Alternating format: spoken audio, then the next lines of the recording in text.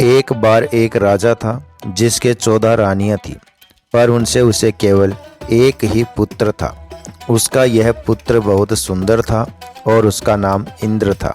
राजा इंद्र की शादी किसी ऐसी राजकुमारी से करना चाहता था जो उसके पुत्र जैसी ही सुंदर हो।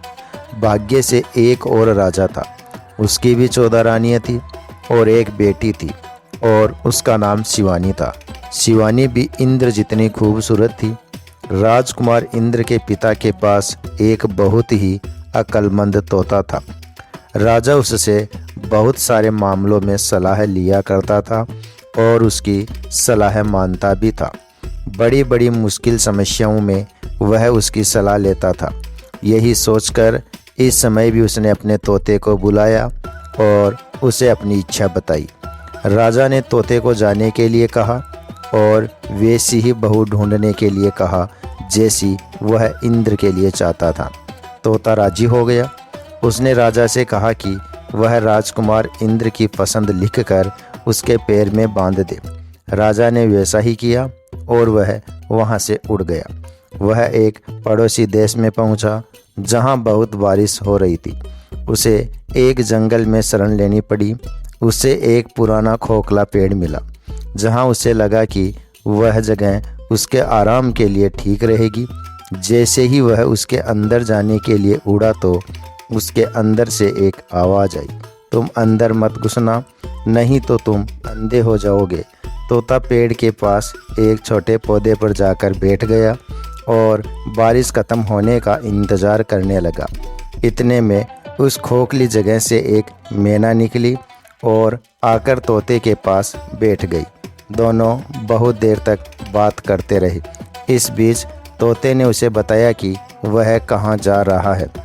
मैना ने बताया कि राजकुमारी शिवानी भी अपने पिता की अकेली बेटी है, बहुत सुंदर राजकुमार की तलाश में थी। तोते ने मैना को राजकुमार इंद्र की पसंद भी बताई। वे दोनों राजकुमारी शिवानी के राज्य में पहुंच गए।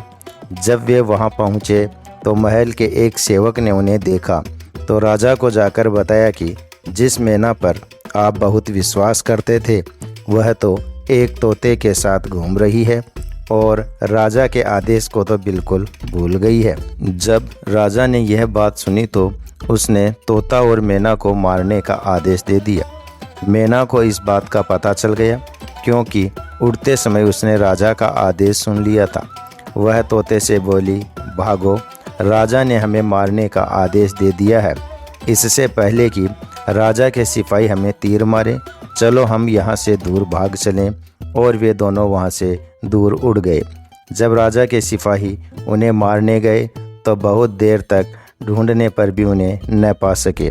तो वे खुद को यह तसल्ली देते हुए वापस आ गए कि लगता है तोता मैना को राजा के आदेश का पता चल गया, इसलिए वे किसी सुरक्षित जगह चले गए। तोता और मैना ने कुछ दिन इंतज़ार किया ताकि लोग उस बात को भूल जाए। फिर उसके बाद वे महल वापस आए और आकर तोता राजा के दाएं घुटने पर और मैना राजा के बाएं घुटने पर बैठ गए। उन्होंने राजा से पूछा, आप हमें क्यों मारना चाह रहे थे? हम तो आपके वफादार हैं। वे लोग हमसे जलते हैं, इसलिए उन्होंने आपसे हमारी बुराई की। हम दोनों उन राजाओं के सेवक हैं जो अक्लमंद भी है और दयालु भी है। दोनों राजाओं की 14 रानियां भी है। उनमें से एक को केवल एक बेटा है और दूसरे को केवल एक बेटी। इन दोनों राजाओं ने हालांकि एक दूसरे को कभी देखा नहीं है, पर ये दोनों अपने बच्चों की एक दूसरे के बच्चों से शादी करना चाहते हैं। एक राजा को ऐसी ही बहू चाहिए और दूसरे राजा की बेटी है और दूसरे राजा को वैसा ही दामाद चाहिए जैसा कि दूसरे राजा का बेटा है। देखिए, हम दोनों उन्हीं दोनों राजाओं के सेवक हैं। भगवान की कृपा से हम लोग आपके राज्य के बाहर एक जंगल में मिले थे और अब यह अच्छी खबर लेकर आपके पास आए हैं। यह कहकर तोते ने अपना पैर राजा की तरफ बढ़ा दिया जिसमें राजकुमार इंद्र की पसंद लिखी हुई थी।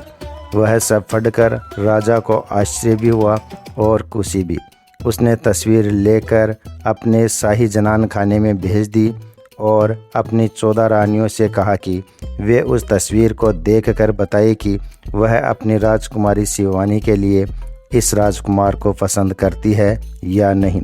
कुछ दिन बीत गए पर तस्वीर वापस नहीं आई। राजकुमारी शिवानी तो वह तस्वीर इतनी पसंद आई कि वह उसे अपने हाथ में ही लिए रहती। कुछ दिन बाद जनान खाने से जवाब आया कि राजकुमार सभी को बहुत पसंद है, अब उसकी शादी जल्दी ही हो जानी चाहिए, क्योंकि राजकुमारी शिवानी तो राजकुमार को देखे बिना रह नहीं पा रही है। जैसे ही यह जवाब राजा के पास पहुंचा तो राजा ने तोते को यह कहकर वापस भेज दिया कि वह अपने मालिक से कह दे कि राजकुमार इंद्र की मनपसंद लड़की मिल गई है और वे 4 महीने के अंदर अंदर शादी के लिए यहाँ आ जाए। तोते ने आदर के साथ राजा को झुककर नमस्कार किया और अपने देश उड़ गया। अपने देश पहुंचकर उसने राजा को अपनी यात्रा की सफलता के बारे में बताया। राजा यह सुनकर बहुत खुश हुआ। उसने तुरंत ही इस शानदार मौके को शानदार तरीके से मनाने का आदेश दे दिया। राजकुमार इंद्र के लिए सबसे कीमती और सबसे बढ़िया कपड़े बनवाए गए।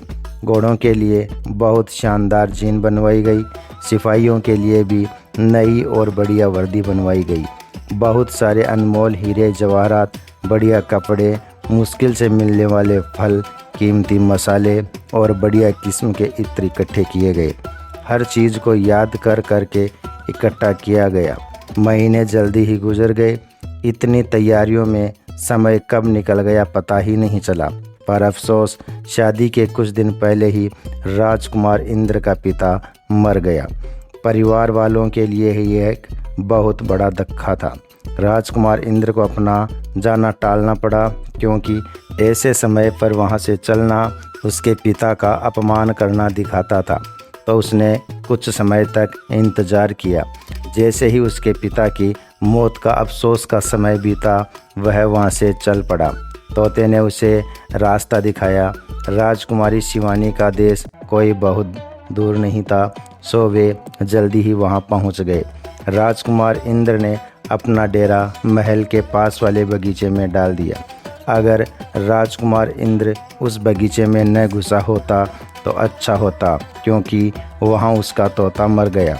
उस वफादार तोते को वहाँ के माली ने मार डाला, क्योंकि वह कुछ खजूर तोड़कर राजकुमार की तरफ फेंक रहा था।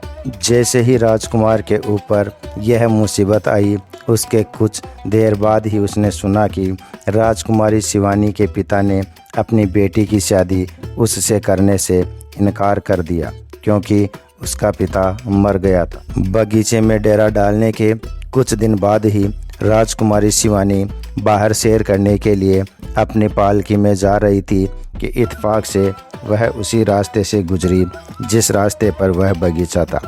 उसने बगीचे पर नज़र डाली तो वहाँ राजकुमार इंद्र को देखा तो वह उसे पहचान गई, क्योंकि उसकी तस्वीर अभी भी उसके पास थी। उसने उस समय तो उससे कुछ नहीं कहा और अपनी पालकी ढोने वाले कहारों को वापस महल चलने के लिए कहा। उसे अपना प्रेमी मिल गया था। उसी समय से उसे सब कुछ बहुत अच्छा लगने लगा।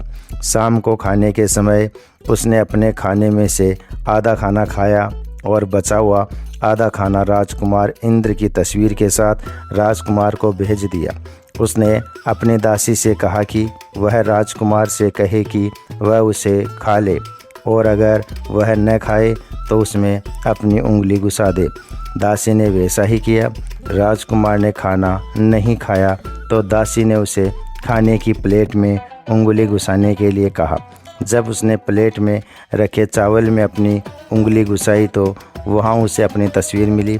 उसने सोचा कि राजकुमारी शिवानी तो मुझे प्यार करती है। ऐसा सोचकर उसने अपने हाथ पोंछे और एक चिट्ठी राजकुमारी के नाम लिखी और दासी को देकर वापस भेज दिया। जब राजकुमारी ने वह चिट्ठी पढ़ी तो उसके मन में राजकुमार इंद्र से मिलने की इच्छा ने जोर पकड़ लिया। उसने आधी रात को अपना घोड़ा तैयार करवाया और असरफियों से भरा एक थैला लिया और उस बगीचे की तरफ चल पड़ी जहां राजकुमार ठहरा हुआ था। राजकुमार तो उसे देखकर आश्चर्य में पड़ गया। राजकुमारी बोली, तुम आश्चर्य में मत पड़ो, मैं तुम्हें बहुत प्यार करती हूँ और इसलिए मैं छिपकर तुम्हारे पास आई हूँ। मेरे पिता तुमसे मेरी शादी की इजाज़त नहीं देंगे। चलो अपना घोड़ा तैयार कर लो और मुझे अपने साथ अपने देश ले चलो, वहाँ हमारा कोई कुछ नहीं बिगाड़ सकेगा। दोनों घोड़ों पर सवार होकर राज्य से बाहर की तरफ चल पड़े।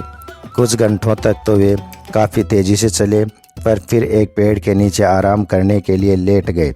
अगले दिन सुबह तरोताज़ा होकर वे फिर से अपनी यात्रा पर आगे बढ़े। वे लोग बहुत दूर नहीं गए थे कि उन्हें घोड़े पर सवार कुछ डाकू मिले। राजकुमार इंद्र बोला, चलो हम तेज़ी से भाग चलते हैं, क्योंकि हम इनसे लड़ नहीं सकते। दोनों ने अपने अपने घोड़ों को एड़ लगाई और उन्हें भगा दिया, पर डाकू भी घुड़सवारी में होशियार थे और उनके घोड़े अभी अभी निकले थे, थके हुए नहीं थे, इसलिए वे भी उनके पीछे पीछे दौड़ पड़े। राजकुमार इंद्र बोला, इस तरह भागने से कोई फ़ायदा नहीं है, वे हमारे पास ही आ रहे हैं, अब हम क्या करें। राजकुमारी बोली, तब हमें उनका डटकर मुकाबला करना चाहिए। कहकर वह अपनी जीन पर बैठी बैठी ही पीछे की तरफ मुड़ गई और एक तीर उन डाकुओं पर चलाया, फिर दूसरा, फिर तीसरा, और इस तरह से उसने तीर चलाकर सभी डाकुओं को मार डाला। खुशी खुशी वे अपनी यात्रा पर फिर से आगे बढ़ चले। उस रात वे आराम करने के लिए एक गांव में रुके। उस गांव में एक शैतान रहता था। शैतान का एक बेटा था जिसका केवल आधा शरीर था। इसी गांव में राजकुमार और राजकुमारी एक तालाब के किनारे रुक गए। जब वे सो रहे थे तो शैतान ने अपने बेटे से कहा, तुम जल्दी से जाओ और राजकुमार को मार डालो और राजकुमारी, घोड़े और खजाने को यहाँ ले आओ। बेटा यह सुनकर बहुत खुश हुआ कि अब उसे खून पीने को मिलेगा। बस उसने अपना काम ख़त्म किया ही था कि राजकुमारी जाग गई। उसने चारों तरफ देखा तो उसे अपना प्रेमी मरा हुआ दिखाई दिया और एक बदसूरत आधे शरीर का आदमी उसकी लाश के पास खड़ा था। यह सब देखकर वह डर गई। फिर भी वह हंसकर बोली, अच्छा हुआ तुमने उसे मार दिया, अब तुम मुझे अपने साथ ले चलो और मुझसे शादी कर लो, पर पहले इस मरे हुए शरीर को कहीं गाड़ दो, तब हम यहाँ से जाएंगे। तुरंत ही एक गड्ढा खोदा गया। उस आधे आदमी ने राजकुमारी को उसे देखने के लिए बुलाया तो उसने कहा, यह तो बहुत छोटी है, थोड़ी और गहरी खोदो। शैतान के बेटे ने वह गड्ढा 1 फुट गहरी और खोद दी। राजकुमारी बोली, यह तो अभी भी छोटी है। शैतान के बेटे ने गड्ढे को और गहरा खोद दिया। जब वह यह कर रहा था कि राजकुमारी ने उसकी तलवार निकाल ली और उसकी गर्दन उसके धड़ से अलग कर दी। अपना बदला लेने के बाद वह फपक फपक कर रो पड़ी।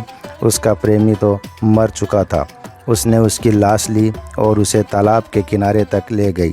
अब वह वहाँ बैठकर रोने लगी। यह उसके लिए बड़े दुख का समय था।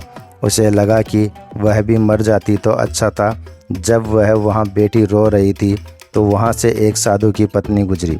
उसे बहुत दुखी देखकर वह उसके पास रुकी और उससे पूछा कि क्या बात है, वह क्यों रो रही है। राजकुमारी ने राजकुमार की लाश की तरफ इशारा करते हुए उसे बताया कि वह क्यों रो रही है। स्त्री बोली, बेटी धीरज रखो, शायद मैं तुम्हारी कुछ सहायता कर सकूं। तुम तब तक यहीं इंतज़ार करो जब तक मैं वापस लौटकर आती हूं। वह वहां से चली गई। घर जाकर उस स्त्री ने अपने पति को राजकुमारी का सारा हाल बताया और उससे राजकुमार को जिंदा कर देने की प्रार्थना की। साधु बोला, अफसोस, वह जगह तो शैतान और उसके भयानक बेटे की है।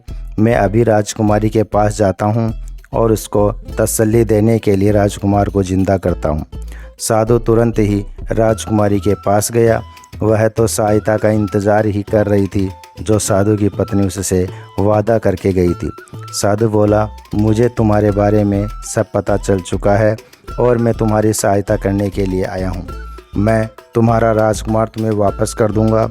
उसने राजकुमार की लाश का सिर अपने हाथ में लिया और उसका शरीर दूसरे हाथ में लिया और दोनों को जोड़ दिया। दोनों जुड़ गए तो लाश जिंदा हो गई। पहले उसके हाथ पैर हिले, फिर उसने आंखें खोली, फिर होठ खोले और वह बोल पड़ा। जब राजकुमारी ने यह देखा तो उससे रहा नहीं गया और वह दौड़कर राजकुमार के गले लग गई और खुशी के मारे रो पड़ी। सबके लिए यह बहुत ही खुशी का मौका था, यहाँ तक कि उस साधु के लिए भी जिसने उसे जिंदा किया था। उस रात राजकुमार और राजकुमारी किसी दूसरी जगह चले गए। इस जगह राजकुमारी की जान बड़े खतरे में थी। इस जगह एक जादूगरनी रहती थी, उसकी एक बेटी थी। जैसे ही उसकी बेटी ने राजकुमार को देखा तो वह उससे प्रेम कर बैठी और उससे शादी करनी चाहिए। इसके लिए उसने एक तरकीब सोची। उसने अपनी माँ से राजकुमार और राजकुमारी को अपने घर खाने के लिए बुलाने के लिए कहा। जादूगरनी ने उसको अपने घर खाने के लिए बुलाया। जब राजकुमार उनके घर के कमरे देख रहा था तो जादूगरनी ने उसके गले में रस्सी का फंदा डाला और उसे एक भैंसे में बदल दिया। सारा दिन वह भैंसा जादूगरनी की बेटी के पीछे पीछे घूमता रहा। जहाँ वह जाती वह उसके पीछे पीछे जाता। रात को वह उसके गले से रस्सी का फंदा निकाल लेती तो वह राजकुमार बन जाता और उसके साथ सोता। इस तरह कई दिन बीत गए। राजकुमारी बहुत दुखी थी। उसे पता ही नहीं था कि वह क्या करे। कभी वह सोचती कि राजकुमार ने उसे छोड़ दिया है, कभी वह सोचती कि शायद उसका कत्ल हो गया है। जब वह और न सह सकी तो उसने एक आदमी का वेश धारण किया और उस देश के राजा के पास गई और उससे कोई काम मांगा। राजा उसकी शक्ल सूरत और बोलने के ढंग से बहुत प्रभावित हुआ तो उसने उसे अपना कोतवाल रख लिया। कोतवाल को केवल आदमी की ऊंचाई और उसकी शक्ल सूरत बतानी होती थी और उसको उसे ढूंढने के लिए कहना होता था। बस सारा राज्य तब तक छान मारा जाता जब तक कि वह आदमी नहीं मिलता। पर राजकुमारी को राजकुमार के बारे में कुछ पता न चल सका। हालांकि उसे यह पता चल गया कि जिस घर में वह और राजकुमार ठहरे थे वह घर एक जादूगरनी का था। वह उसके घर बार बार गई। वहाँ उसने एक भैंसा इधर उधर घूमता हुआ देखा तो पर उसे यह पता न चल सका कि वह उसका अपना प्यारा राजकुमार था और उस जादूगरनी ने उसे भैंसे में बदल दिया था। धीरे धीरे कोतवाल और जादूगरनी की बेटी में दोस्ती बढ़ती गई। जादूगरनी की बेटी कोतवाल को चाहने लगी और उसने उसे कई भेंटें दी। इन भेंटों में एक ऐसा कपड़ा भी था जैसा पहले कभी किसी ने नहीं देखा था। राजकुमारी ने वह कपड़ा लाकर अपनी एक खिड़की पर टांग दिया। एक सुबह महल का एक नौकर उस खिड़की के नीचे से गुजरा जिसमें कोतवाल ने यह कपड़ा टांग रखा था। वह नौकर उस कपड़े के रंग और उसकी बनावट देखकर दंग रह गया। घर आकर वह रानी से मिलने गया और जो कुछ उसने देखा था वह सब उसे बताया। रानी को भी उस सुंदर कपड़े को देखने की इच्छा हुई तो उसने राजा से प्रार्थना की कि वह उस कोतवाल को बुलाए और उसमें से कुछ कपड़ा उसके लिए मंगवा दे। राजा ने ऐसा ही किया तो कोतवाल ने उसे वह सारा का सारा कपड़ा ही भेज दिया जो उसके पास था। जब रानी ने कपड़े देखे तो वह उसे इतने अच्छे लगे कि उसने राजा से कहा कि वह कोतवाल से कहे कि वह उसे वैसा ही कपड़ा और ला कर दे। राजा ने रानी का आदेश कोतवाल को सुनाया तो उसने कहा कि यह काम ज़रा मुश्किल है पर वह अपनी पूरी कोशिश करेगा। राजा के महल से वह सीधे जादूगरनी के घर गया और उससे वैसा ही कपड़ा और मांगा। जादूगरनी ने कहा कि अफसोस वह इसमें उसकी कोई सहायता नहीं कर सकती। उसका एक भाई है, वह भी जादूगर है। बहुत दिनों पहले वह किसी दूर देश चला गया था, उसी ने उसे यह कपड़े भेजे थे। कोतवाल ने कहा कि वह अपने भाई को लिखे कि वह वैसा ही कपड़ा और भेज दे। जादूगरनी ने कहा कि वह यह नहीं कर सकती क्योंकि जहाँ वह गया है वहाँ के सारे आदमियों को उसने खा लिया है और अब वहाँ उसके और शेरों के अलावा और कोई नहीं रहता। इन शेरों को भी वह एक तरह की घास खिलाकर आधा भूखा रखता है, हालांकि वे इस घास को खाना पसंद नहीं करते। इस तरह से जो कोई भी वहाँ जाता है तो शेर उन्हें खा जाता है। इस तरह से वहाँ कई लोगों की जानें जा चुकी है। ऐसे में मैं कैसे किसी को वहाँ भेज सकती हूँ? ऐसे खतरे वाले काम के लिए मैं वहाँ किसी को नहीं भेज सकती। कोतवाल बोला, अच्छा तो तुम मुझे बस यह बता दो कि तुम्हारा भाई कहाँ रहता है। मैं वहाँ जाऊँगा और उससे कपड़ा लेकर आऊँगा, क्योंकि मुझे तो उसके पास जाना ही है, नहीं तो राजा मेरी जान ले लेगा। जब तक मैं वह कपड़ा लेकर नहीं आता मैं तो यहाँ भी सुरक्षित नहीं हूँ। इसलिए तुम मुझे बताओ कि तुम्हारा भाई कहाँ रहता है। मैं उसके पास जाकर उससे मिलूँगा और कपड़ा लेकर आऊँगा। जादूगरनी बोली, ठहरो, अगर तुम्हारी यह हालत है तो मैं तुम्हारी सहायता अवश्य करूँगी। मेरे पास मिट्टी का एक छोटा सा बर्तन है जिससे मेरे भाई की ज़िंदगी बंधी है।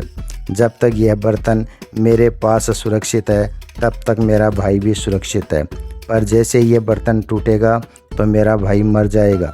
मैं अपनी बेटी की खातिर इस बर्तन को तोड़ दूंगी, क्योंकि मेरी बेटी तुम्हें प्यार करती है।